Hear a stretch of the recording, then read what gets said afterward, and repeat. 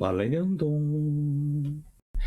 and welcome to part 2, as I said, of 5, including the question and answer session, of Lend-Lease.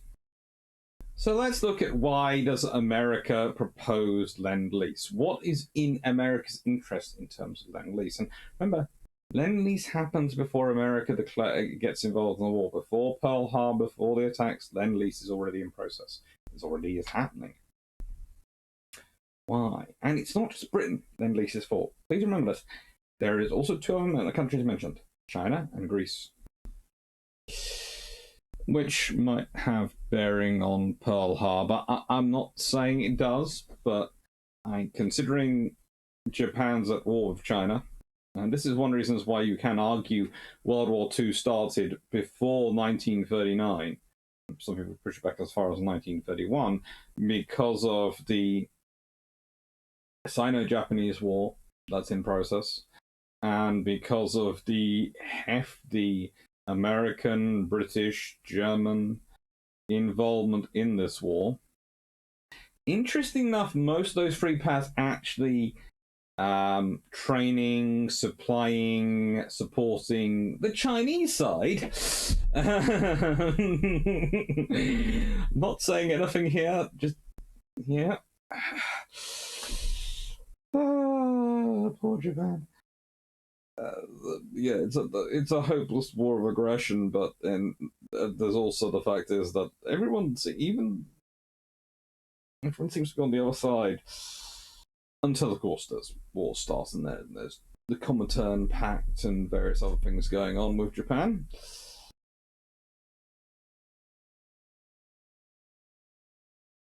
And that stops the Germans supplying the Chinese. So that's 1936. But still, the Americans and the British are still supplying the Chinese. Now, there is a problem with the British getting supplies there, and that they are just dependent on sending ships up to Hong Kong and Wei, and then the ships just go disappearing. For example, a certain vessel, which, the SS Vincent de Paul incident, which has nebulous ownership and was probably going where it wasn't supposed to be, and the British pounced on it being taken into custody by the Japanese, like the fluffy research assistant pounces on a squeaky ball. Honestly, either of them. Squeaky tennis ball, they're gone. They're on it. So you've got all that going on. So welcome to part 2. Well, there's going to be a lot to discuss. So this is in the US of A.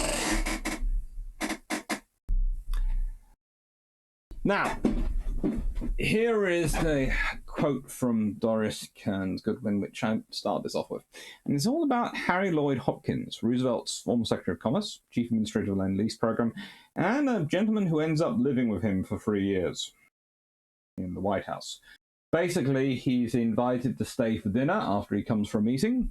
They carry on talking. It gets very late. He gets told, "Why didn't you stay tonight? So you don't have to go home." That's fine. Okay, yes. Ends up living out of that bedroom for 3 years.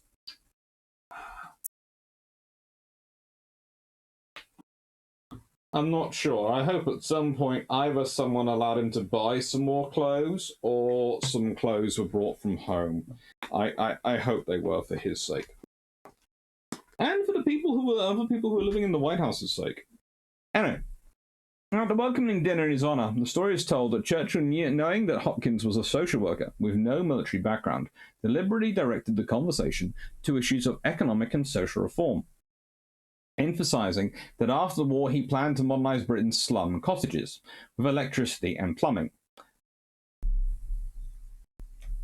Okay, you can A, tell this is written by an American, and B, there is no such thing as a slum cottage.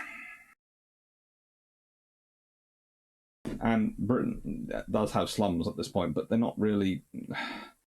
They are mostly tenement terraced housing So not really what you would call a cottage, and not something that certainly someone like Churchill, who has been elected for such rural constituencies in his time as Liverpool, is going to be calling a cottage. This is the trouble. I have a feeling this is one of those stories which has been passed on a couple of times before the author's written down, and the author is American, and they have a certain idealized view of Britain. But it's still an interesting story, and it's worthwhile because I think, like most of these things, there is a strong kernel of the truth in there. But it's like all history. The trick is working out what's the truth and what's the embellishment. Because often the embellishment is not because of any reasons to dissimulate or things like that. It's just putting it in your own vernacular. And I have got American friends who, to this day, seem to forget that Britain has cities. And even though they've been friends with me for over a decade, they are certain I live in a cottage in the countryside. And yes, my house is brick built, but it's a suburb. It's British suburbs. It's not a cottage. A cottage definitely doesn't look like my house. Anyway. Mr. Churchill, Hopkins apparently interrupted, because that's what you usually do when you're visiting a head of state and they're hosting a dinner for you. You interrupt them in the middle of speech. I don't give a damn about your cottages. I've come over here to find out how we can help you beat this fellow Hitler. Again, that doesn't really sound very political language for someone who's a politician, an experienced politician as well. But when he heard this, Churchill's face lit up. He straightened his shoulders and got up from the table. Mr. Hopkins, come with me, he said, leading Hopkins to his study. For the next 4 hours, Churchill confided the entire direction of his nation's affairs to the president's envoy. I doubt he did. A, that would take a lot longer than 4 hours, and B, it was probably the disclosable section of it. And from this hour, Churchill wrote in his memoirs, began a friendship between us which sailed serenely over all earthquakes and convulsions. He was the most faithful and perfect channel of communication between the president and me. There he sat, slim, frail, ill, but absolutely glowing with refined comprehension of the cause. It was to be the defeat, ruin, and slaughter of Hitler, to the exclusion of all other purposes, loyalties, or aims. He was a crumbling lighthouse from which there shone beams that led great fleets to harbour. Now, please note, the reason Hopkins looked so ill when he first met Churchill was because he'd had the airplane flight from absolutely H-E-double-L, all in capital letters with many, many exclamation marks after it. Literally, it had gone round the houses about a dozen or so times. The poor man, it was the journey to end all journeys. Anytime, if you want to read about a journey which should be turned into a horror movie, you read about his flight across for his first trip to the UK. So, there is a reason the man looks as ill as he is. If you've been travelling for that many hours in those conditions, you would look ill. Secondly, here's one of the things. I like Churchill. There are many, many problems with him as a prime minister, as a leader. He is a deeply flawed individual. But there's part of me which still likes him. Mainly because possibly because of the way my grandfather spoke of him, and because other people I know who met him spoke of him, or the sheer amount of love he seems to devote to his dogs, and I can always respect that. Or it could be the fact that for all the things he did get wrong, he also got a lot of things right. And often I think, like with other leaders, some of the things which he got wrong are put on his shoulders. He makes a convenient scapegoat to blame it on. But one of the things I do like about Churchill is he accepts the philosophy that the buck stops here. So even if he could pass the blame off, he doesn't seem to.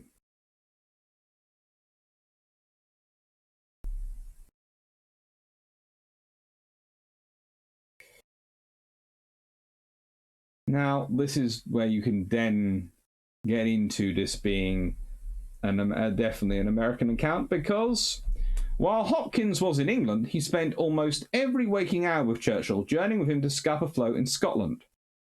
Okay, England is one part, and I'm from that, but my family is from Scotland and Cornwall and a bit of Wales. So I am from all four corners. And I love that. And my family is as nutty as you can possibly imagine it being. And it's lovely. And there's a reason I drink as much iron brew as I do. And it's lovely. But it's Britain, not England. If you're going to Scotland, it's Britain. Britain is it's the British Isles for the whole islands. And it's the United Kingdoms of Great Britain if you want to go the proper full name. Or Great Britain and Northern Ireland, if people want to say. But that suggests that the island of Ireland is Minor Britain, which I think is a bit rude to call it that one. But, you know, that's what it is.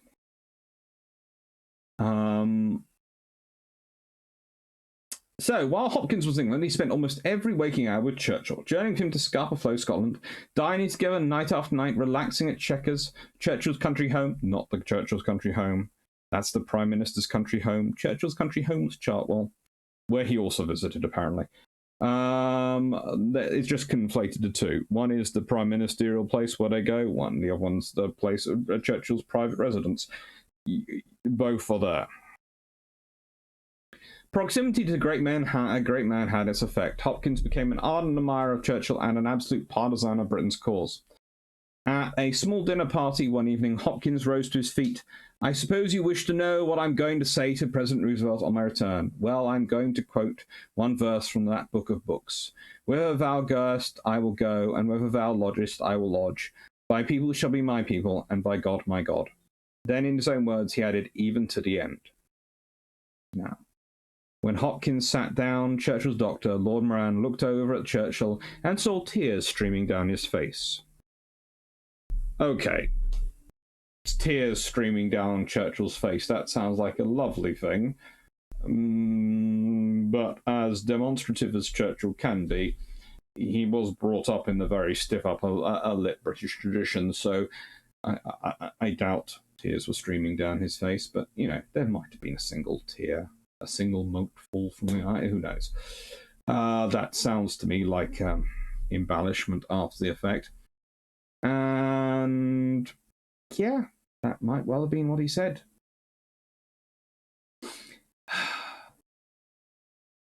But it's nice to know. So, here is the point about Lend-Lease. And I'm going to read this act out and then I'm going to discuss it.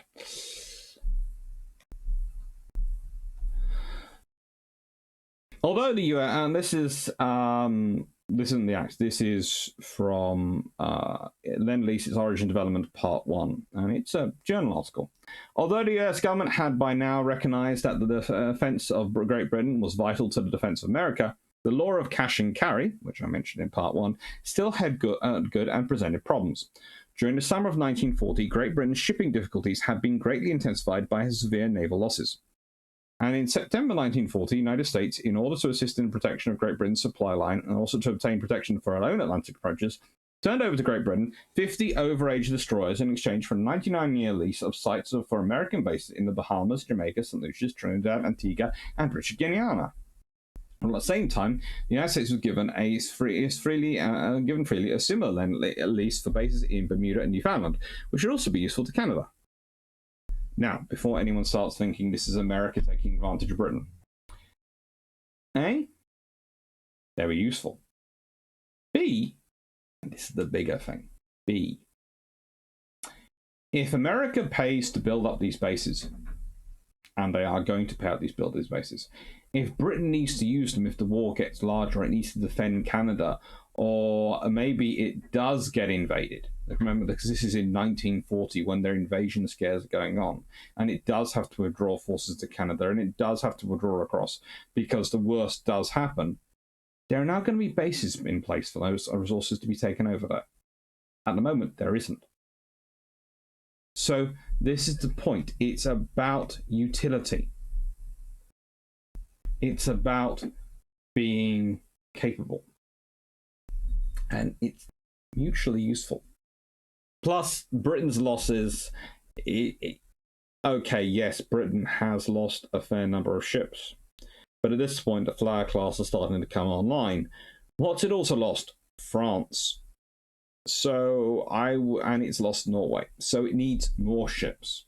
It's not so much the losses, so much as the growth in need combined with the losses.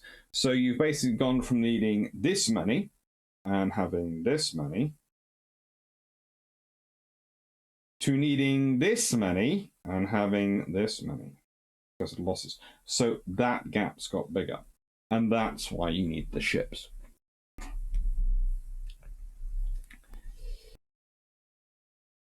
But the security Atlantic was not the only problem of cash and carry, for as a result of the huge orders placed by Great Britain in 1940, the question of her dollar resources had become acute. Great Britain had started in September 1939 with $4,500 million in dollars and gold, and nice investments that could be turned into dollars. That's $4.5 billion. Including private dollar balances and also private investments, which after the outbreak of war were taken over by the government, compensation being paid to units in British pounds. From sales of gold, exports, and other sources, another $2,000 million were gradually added. So that's a total of $2 billion, so total of $6.5 billion. But by December 1940, little more than this little latter amount was left, and out of this, nearly $1,500 million, or $1.5 billion, were pledged for orders already placed. So in other words, by the end, Britain had spent already $6 billion by December 1940. Faced with an acute shortage of dollars, Great Britain was forced to slow up her orders, and some new solution had to be found. She only had $500 million left. The problem could, of course, have been met by loans from the United States, as in the last war, but the previous unhappy experience of war debts and their consequences caused fear that new fixed war loans might only create once more that same insoluble post-war economic problems and difficulties, which it was feared had almost led to the idea was often is that those loans were things which could have caused war between America and Britain in the interwar years because American loans were quite so grievous. Instead, President Roosevelt proposed Lease, behind which lay the idea that the United States, while training and equipping large forces of her own, at the same time leased arms to the British Empire, she would thus have additional protection. This solution of the problem was first announced on December 17, 1940, at a press conference. The president said that if your neighbour's house is on fire, you don't open negotiations to sell him your hosepipe. You lend it to him, and then when he returns it afterwards and pays for any damage done to it. He advised the same policy as regards American armaments, and explaining his object was to eliminate the dollar sign. Throughout the United States, this novel proposal aroused fierce controversy, but after much debate, it was finally approved by Congress. One of the fiercest opponents of this was actually Kennedy's father, the former ambassador to Britain, and that was largely because he seemed to think that Britain was going to fall any minute, and actually seemed to be prefer Adolf Hitler to Churchill, but we'll leave that to one side. This Act of March 1941, which was extended in March 1943 and again in May 17, 1944 to cover the period up to July 1945, is entitled An Act to Promote Defense of the United States. It empowers the President to authorize the relevant government department or agency to sell, transfer, title to, exchange, lease, lend, or otherwise dispose of any defense article to any country whose defense he deems vital to the defense of the United States. It also provides for the repair and reconditioning of defense articles for such countries and for the communication to them of information concerning defense articles. Terms and conditions upon which any foreign government was to receive aid was deliberately left very broad, for the Act states, they shall be those which the President deems satisfactory, and the benefit to the United States may be payment or repayment in kind or property or any kind of direct or indirect benefit which the President deems satisfactory. In effect, the Act brought an end to difficulty of the government. And it was very useful. Basically, Lend-Lease, and we'll be getting into the actual text of the Act shortly, allows Britain to order whatever it wants. without worrying. As long as it's fighting Germany. And when it's fighting Japan as well, that's just even better. That's clover. There is still one problem. You still have the east-west axis and the issue of Italy. So you can get the supplies, but you still have to get them to where you need them to go. And this is one of the things, this whole thing causes knock-on consequences throughout World War II. Okay? We talk about World War II fighting in the ocean and the lack of shipping there, which is one of the reasons which contributes to the famine which comes in India. Well, that's directly down to the losses in the Atlantic and the difficulty of moving ships over there. You haven't got the infrastructure built in India. That's a consequence of the empire system. But it's exacerbated by the effects of war, by the global and strategic nature of the war, and by decisions which are made. I would love to say always in the best interest or the best strategic reasoning, but sometimes they're not. Honestly, sometimes they're not. They are making the best decisions they can under the circumstances, but they make a lot of gambles. And sometimes the gambles pay off, and sometimes they blow up tremendously.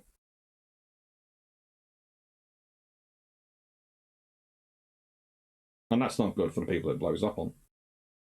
And sometimes, and in this case, those people are the poor Indians.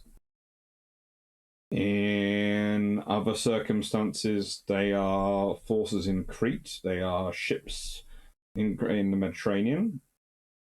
They are 4C. You can go through World War II and you can look at all the gambles and see what happens. And some of the gambles, great success. Operation Claymore, great success. There are lots of gambles which are very successful. There are lots of gambles which aren't. War is, unfortunately, more of a gamble than anyone would often like to admit. Right. The transcript of Lend-Lease Act, 1941. A bill further to promote the defense of the United States and for other purposes, be it enacted by the Senate and House of Representatives of the United States of America in Congress assembled, that this act may be cited as an act to promote the defense of the United States. Section 2. As used in this act, the term defense article means 1. Any weapon, munition, aircraft, vessel, or boat. Any machinery, facility, tool, material, or supply necessary for the manufacture, production, processing, repair, servicing, or operation of any article described in this subsection. Any component, material, or part of equipment for any article described in this subsection. Any agricultural, industrial, or other commodity or article for defense.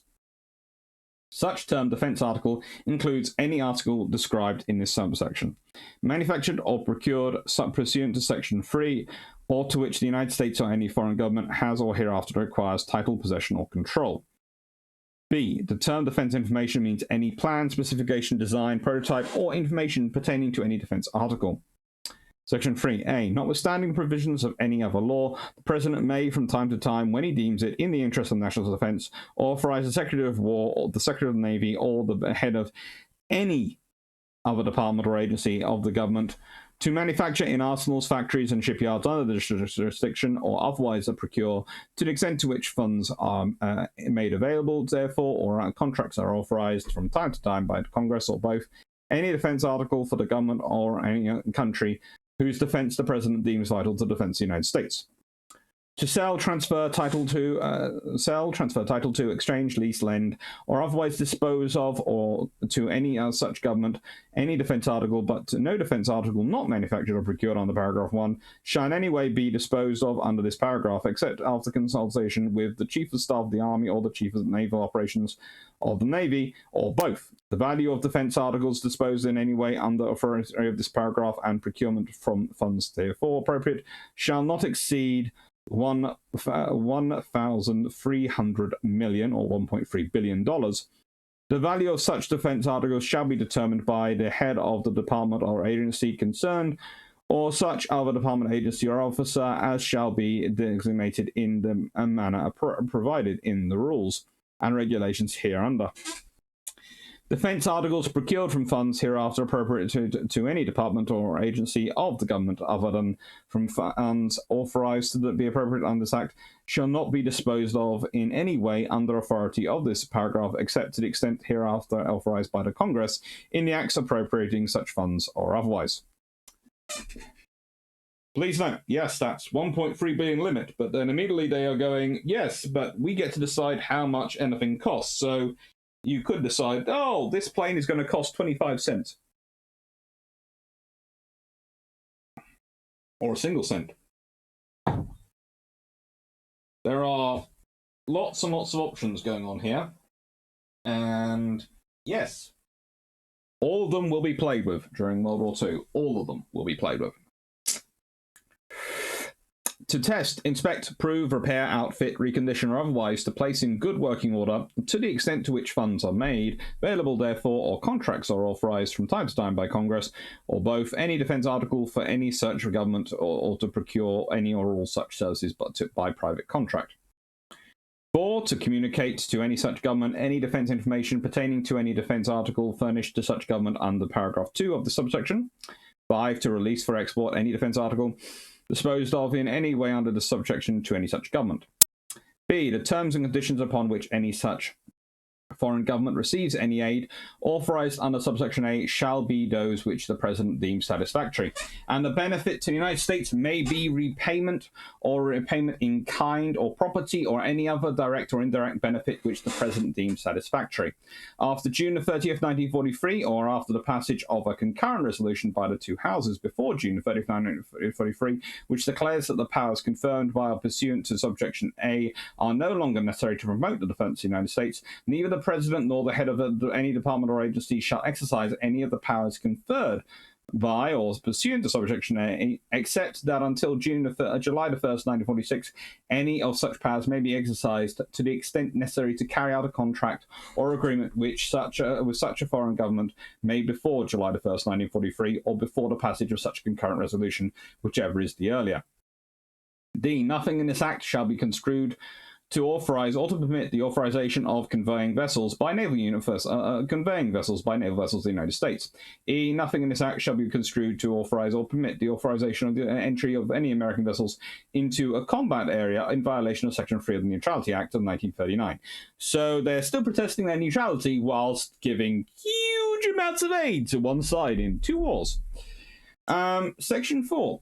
All contracts or agreements made for the disposition of any defence article or defence information pursuant to Section 3 shall contain a clause by which the foreign government undertakes that it will not, without the consent of the President, transfer title to or possession of such defence article or defence information by gift, sale, or otherwise, or permit its use by anyone, not an officer, employee, or agent of such foreign government. My, that is so open. It is. And next section. Section 5A. The Secretary of War, the Secretary of the Navy, or the head of any other government department or agency of the government involved shall, when any such defence article or defence information is exported, immediately inform the defence or department or agency designated by the President to administer the Section 6 of the Act of July 2nd, 1940. 54 Stat 714 of the quantities, character, value, terms of disposition, and destination of the article and information so exported. B. President, from time to time, but not less frequently than once every 90 days, shall transmit to Congress a report of operations under this Act, except such information as he deems incompatible with the public interest to disclose. Reports provided for under this subsection shall be transmitted to the Secretary of the State, Senate, or the Clerk of the House of Representatives, as the case may be, if the Senate or the House of Representatives, as the case may be, is not in session. So basically, the President has to report, apart from every 90 days, apart from if he doesn't think that that information is in the public interest to be disclosed, then he doesn't have to report it. Or she, it was a she, wouldn't have to report it. There are so many politicians which love that because it's your decision to make whether it's in the public interest or not. Yippee! Section 6A. There is hereby authorized to be the appropriated from time to time out of any money in the Treasury not otherwise appropriated such amounts as may be necessary to carry out the provisions and accomplishment of the purposes of this Act. All money and all property which is converted into money received under Section 3 from any government shall, with the approval of the Director of the Budget, revert to the respective appropriation or appropriations out of which funds were expended with respect to the defence article or defence information for which such consideration is received and shall be available for expenditure for the purposes for which such expended funds which are appropriated by law during the fiscal year in which such funds are received and the ensuing fiscal year, but in no event shall any funds so received be available for expenditure after June 30th, 1946. I think that was probably written by Sir Humphrey. I don't think that was written by an American. It's just such a tongue twister. Probably was written by an American, but, you know. Cool to think it would be a character from Yes Minister writing it, but no. Section 7. The Secretary of War, the Secretary of the Navy, and the head of the Department of the agency shall, in all contracts or agreements for disposition of any defence article or defence information, fully protect the rights of all citizens of the United States who have patent rights in and to any such article or information which is hereby authorized to be disposed of, and the payments collected for royalties on such patents shall be paid to the owners and holders of such patents. Section 8. The Secretaries of War and the Navy are hereby authorized to purchase or otherwise acquire arms, ammunition, and implements of war produced within the jurisdiction of any country to which Section 3 is applicable, whenever the President deems such a purchase or acquisition to be necessary in the interest of the defense of the United States. Section 9. The President may, from time to time, promulgate such rules and regulations as may be necessary and proper to carry out any of the provisions of this Act, and he may exercise any power or authority conferred on him by this Act through such department, agency, or officer as shall be direct. Section 10. Nothing in this Act shall be construed to change existing law relating to the use of the land and naval forces of the United States, except insofar as such use relates to the manufacture, procurement, and repair of defence articles, the communication of information, and other non-combatant purposes enumerated in this Act. Section 11. If any provision of this Act or the application of such provision to any circumstance shall be held invalid, the validity of the remainder of the Act and the application of such provision to other circumstances shall not be affected thereby. Now, here's the interesting thing. Considering what legalistic society America has now become, and we can all argue yes or no on that one, and the power of the judges, that's an interesting part to put in there, because basically it says that if you want to try and defeat this Act by law, i.e. if some of the people who are, let's say, pro-Germany in America decide to take their battle on this neutrality to the Supreme Court, you have to go after this Act in every single section. And the way the Act's been worded, and the clauses it has in it, that's going to make your life a very difficult time. That is really going to make your life difficult. So, the person who's written this has really applied themselves. Okay, so you also have the fact that they can move other monies across. So you have two interesting things on that $1.3 billion. They decide the value of something, so they might pick a very random, very cheap price for something when they're selling it on. And B, here's the other thing, they can move funds around. So if they appropriate funds for one thing and then it's cheaper, we've got money left over. We use this to support the Lend-Lease Act. Yes, we transfer these funds into the Lend-Lease Act. Oh.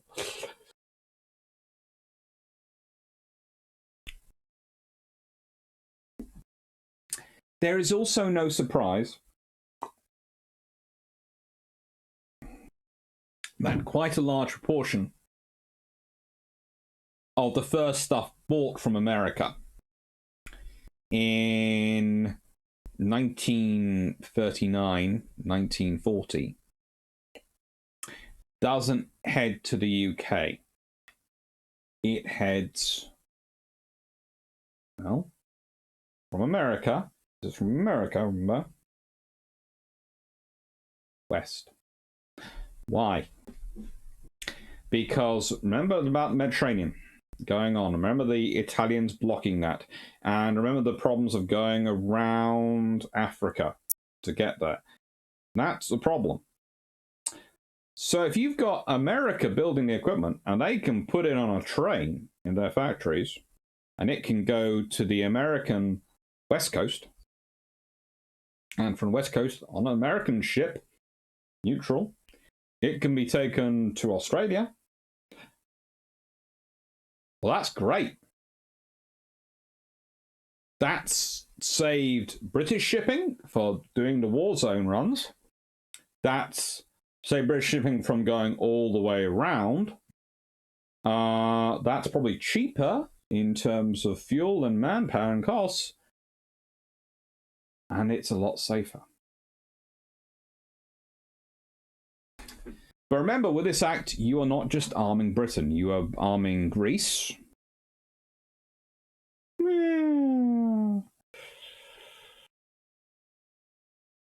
It kind of needed to happen earlier to help Greece.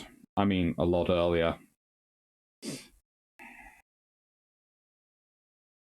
Possibly if the Lend-Lease Act had been the Lend-Lease Act of 1940, maybe 1939, possibly 1938, then Greece might have been helped by it. I don't think at that point Greece would probably be included in the Lend-Lease Act. Might have been, but probably wouldn't have been. Actually, the fun thing is that which countries would have been included in the Lend-Lease Act of 1938? Would France have been included? What would have happened to France then? How many orders would France have had under Lend-Lease that Britain could have taken up? Seriously, the supplies we could have got. But no. Basically, it's a cute scenario. It's how do you deal with a problem of infrastructure? And as I was talking about earlier, one of the problems for Britain was that with the treaties, the end of World War I, all this thing, a lot of the commercial infrastructure, the industrial infrastructure that exists has gone, and they've had to build it up again. And they're having to build up and get supplies, and then they've got bombing, and they've got the other things they're dealing with, so to try and get supplies. So this is where America's aid is so critical. But there is also an advantage to this for the Americans, because British and French orders have been helping American industry grow faster than Congress, etc., would necessarily be allowing it. Even though they're worried about war with Japan, even though they're worried about Germany, they've had the same issues going on in America as have been going on in Europe. And remember, they signed up to 1936 Naval Treaty just as everyone else did. My God. So, this is a great way to help build their industry more. They're in peace. They can start building these things. They can show the demand and build more. So this is a good way of accelerating their industry. And this is part of how Roosevelt sells it. He's doing three things. One, he's preparing his own country for war. Two, he's trying to keep America out of war by supplying the people fighting wars up Germany. And this boogeyman. So maybe to Canada and various other parts of water. But both of this scared of is the idea of Germany conquering Britain like it's conquered France and combining the Royal Navy with the Wehrmacht, and suddenly you have this huge super navy, super army, super air force that would come and invade America through Canada. So we have to fight Germany over there. And we have to fight Japan by supporting China, because if we don't keep the Japanese fighting China and Japan gets control of all of China and all its resources, then they'll come for us. So that's what this act is about. But it also builds up American supplies, which means that when they start growing forces quickly, well, yes, the forces might do that, but the arms supply has already done that.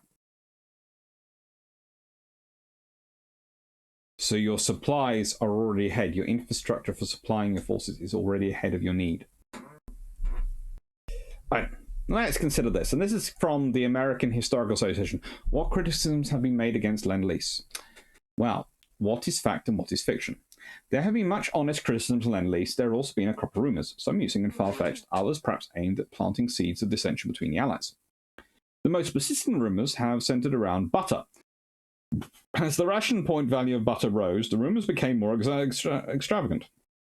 It was said that we shipped so much butter to the USSR that Soviet soldiers were using it to grease their boots. But actually, the butter that went to the Soviets, desperately short in dairy products, was relatively small in volume and was used largely in hospitals. In the summer of 1943, a story was being spread in upper New York State about a man who went hunting in the North Woods. He couldn't find any butter in the local stores. When he crossed the border into Canada, however, he could buy 2 pounds of butter at a time, according to the story. Packages marked Lend-Lease. This tale has been found to be baseless. No Lend-Lease butter has been shipped to Canada or to any other country except the USSR. Rumours have been recurrent that Lend-Lease was footing the bill for a host of frivolous things, ranging from nylon stockings, Scotch whisky, and travelling cases to gowns for a noted duchess and a dinner party in a fashionable Washington hotel for a member of the Allied mission. And by the way, that duchess was usually the a certain American lady who'd married a former king of Britain, Great Britain. Yes. The rumours about Americans who marry British royalty are not something new. Right. To check off the last items first, all procurement of Lend-Lease goods and services is made by requisition, and there is no way by which anyone can requisition a dinner party or an evening gown.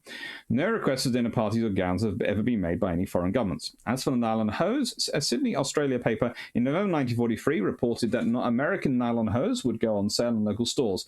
Upon investigation, however, it was found that the story was planted by political opponents of an Australian Member of Parliament who was up for re-election. It had no foundation in fact, and was promptly repudiated by the embarrassed Australian government. Sounds like certain current issues. Again, this is recorded in March 2021, going on with various AstraZeneca and COVID vaccines. The allegation of what whiskey, travelling cases, and other luxury items were provided under Lend-Lease had at least a kernel of truth.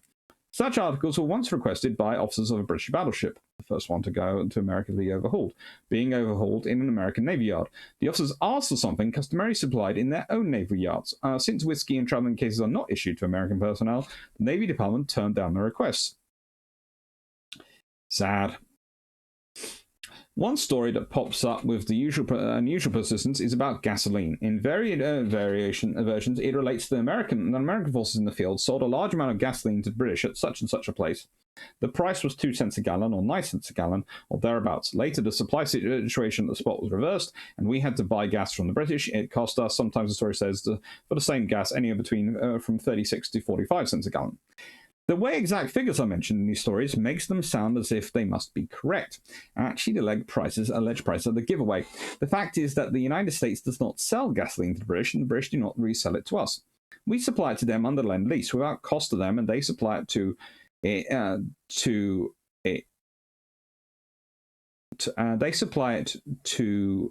it's under reverse Lend-Lease. It to us under reverse Lend-Lease without cost to us. Each government keeps records of how much it originally spent for the gasoline, but money never changes hands in Lend-Lease transfers.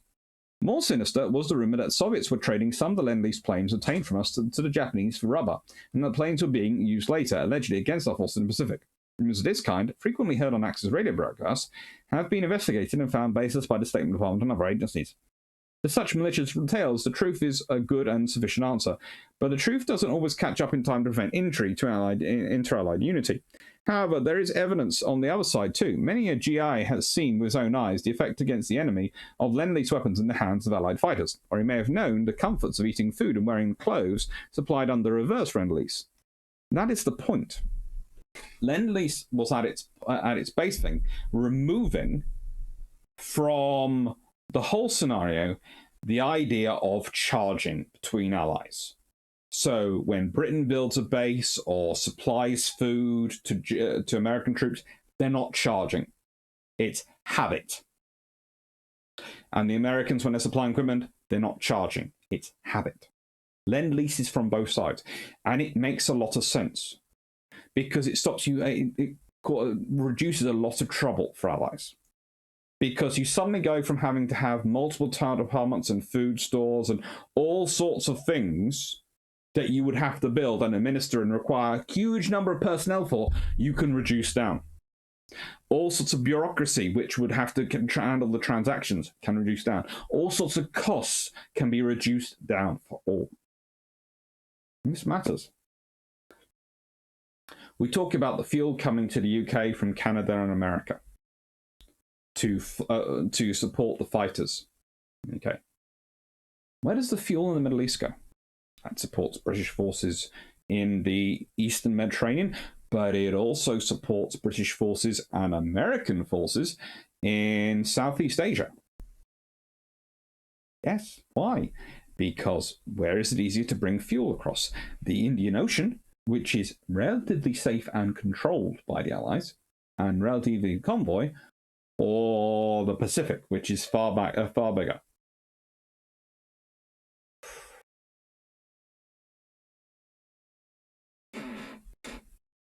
So these things work out. Lend-lease is not so much a system of one side getting everything and one side giving everything, but yes, one side does give more than the others, but they're all giving and receiving, and the whole thing is you're giving the stuff in return for them using it to fight the enemy.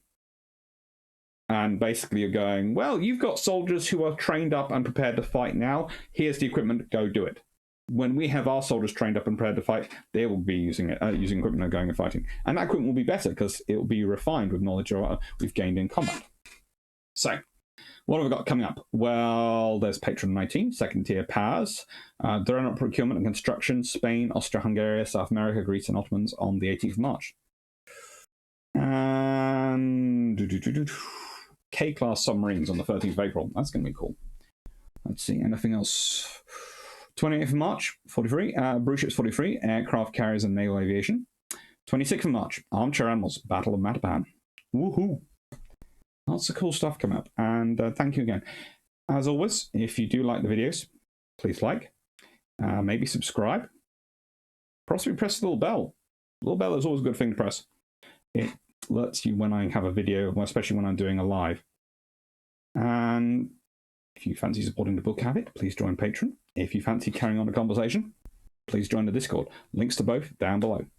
And thank you very much, and I hope you've enjoyed part 2. There are going to be 2 more parts, but they're going to be filmed a little bit later today because I'm just off to walk the Fluffy Research Assistant. So, thank you very much. Take care, and hope you're all well.